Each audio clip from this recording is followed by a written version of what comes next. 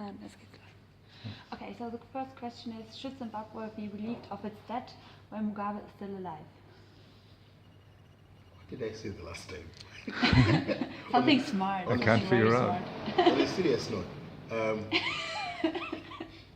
I think my answer was okay. Let me think. The answer is yes, because the people who are suffering are not the president himself. And I think this is one of the big problems when you focus on the individual. It is the Zimbabweans that are suffering. The president is not suffering as much. And whether it is forgiven when he's alive or whether he's dead, the point is that the problems are now and the people are suffering now. So for me, it shouldn't depend on the individual. It should depend on the people who are actually suffering. Mm-hmm. Who are the creditors who still provide new loans to Zimbabwe and other African countries with a questionable governance track record? I know that most African countries that cannot get loans from the West because of conditions around governance, they have resorted to getting loans from other sources, most especially China and a few others in the East. So those are the ones that are actually giving loans because they use the concept of saying non-interference and they don't care what happens in the country as part of their protecting the sovereignty of the country. So they will not ask questions about the governance issues. So most of the African countries are getting into a lot of loans from China in Africa because China doesn't ask those governance questions. Mm-hmm. And do you find it positive that Zimbabwe has still access to fresh money, or is that ultimately worsening the situation? You can look at it in two ways. I think it is worsening the situation because if you can still get loans and money to run your businesses without changing your governance structure, then there is no need for you to reform your governance. So on one side, that's making things worse on the governance side. The question you should be asking is that, are these loans being taken to deliver services and goods that actually help the people? One would have wanted that the situation be like that, but in reality, what has happened is that a lot of these loans are actually benefiting only a few who are politically connected. And why has Zimbabwe not obtained any debt relief like other African countries?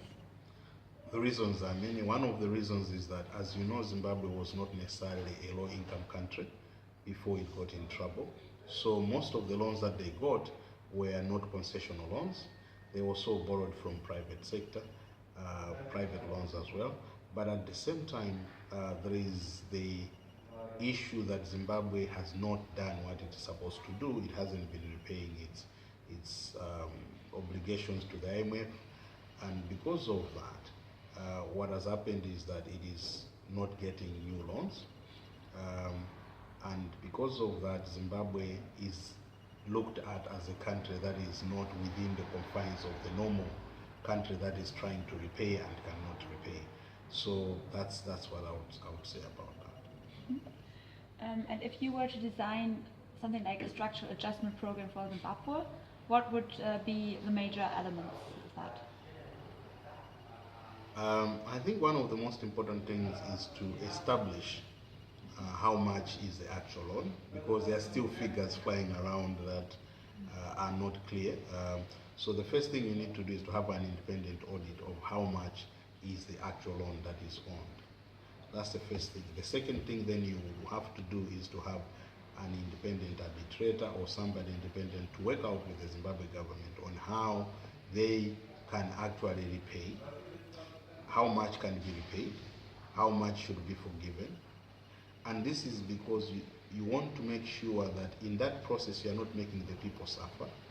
And once that debt is or restructuring is done or forgiven, then you also look at which ones of these loans that have been forgiven, the released money, where is it going to go? It has to be used for normal good public services and not go back into the pockets of people who are actually poor. So, and in that process, you need to ensure that there is transparency, there's accountability, there's fairness, and there is also sharing of responsibility for both the lender and the creditor. I mean, the lender and the borrower. Mm-hmm. And is Zimbabwe a unique case in Africa with regard to its fiscal and external debt situation, or is the debt problem somehow typical for countries in the continent? Unfortunately, it is not unique. It might be unique in the sense that maybe the causes were very political, but the situation is not unique. We are seeing other countries getting into similar situation where now they are getting into trouble with their repayments. Recently, there is a case of Mozambique that actually almost defaulted on some of its repayments. We have Zambia now going back to the IMF. We have Ghana also going in the same direction. Angola is going to be the next one because the oil prices have really gone down very much. So you're looking at other countries following the trend that they might end up into the same problems. The reasons behind might be different, but the situation of having problems to repay the loans are actually being on the increase now. Mm-hmm. And is there anything that gives you hope with regard to Africa's debt situation? And if so, what is it? The thing that is giving hope for me is that after the debt cancellation, everyone forgot about Africa and said the debt situation is solved. But now I'm beginning to see that people are talking about the new debt crisis.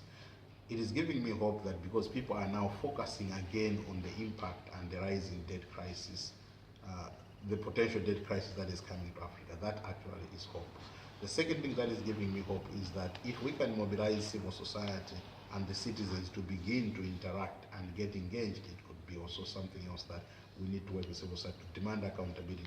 And also the idea that our partners in the West, especially organizations like Elasia and others, are raising these issues in the international fora is giving me hope that we can actually deal with this. The other thing that is important is that we should not wait until we get to the same problems that we had before the debt was forgiven. So I think this is giving me hope that we are talking about it when we are seeing dangers of the same situation coming back, and we are not waiting until we get into trouble as a whole continent in order to find a solution.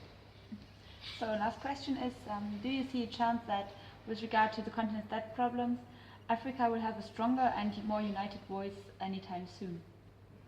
I wish so, and I hope so as well. But that requires a lot of work on our side, a lot of work on convincing our governments that this is a problem. What has happened is, just like individuals, most people take time to accept that they have a debt problem. And we see that when we work with our officials in government, they don't want to accept that they have a debt problem. Sometimes they think they have a problem, but they'll find a solution. And most of the time it will be too late by the time they realize that the solutions that they thought were working are not going to work. Yeah, perfect. So you can just stop it there.